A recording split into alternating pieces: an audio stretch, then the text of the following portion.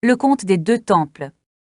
À l'époque du Nouveau Testament, quelque chose a changé, Dieu a réaffirmé qu'il n'habite pas dans des temples construits par l'homme, mais en nous, en tant que temple vivant.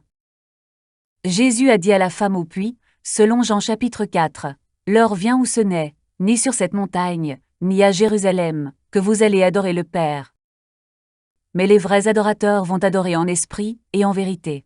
Un Dieu infini n'est pas confiné dans un bâtiment. » 1 Corinthiens chapitre 3 verset 16 cite « Vous êtes le temple de Dieu, et l'Esprit de Dieu habite en vous. » Cette nouvelle alliance spécifie que le temple n'est pas une structure, mais des personnes.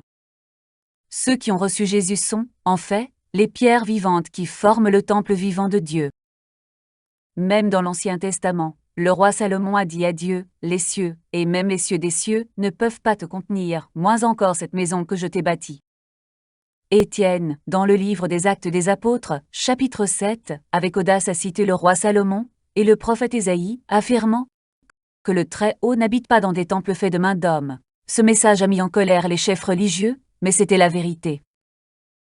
Dans le livre de l'Apocalypse, Jean fut transporté dans le monde spirituel, il lui fut donné de visiter le ciel, et il n'y vit aucun temple. Pourquoi? Parce que le Seigneur Dieu Tout-Puissant et l'Agneau en sont le temple. Dieu est partout, omniprésent, et choisit d'habiter dans le cœur de ceux qu'il aime. Le cœur symbolise votre être intérieur, votre âme, votre moi véritable. C'est là où Dieu veut vivre.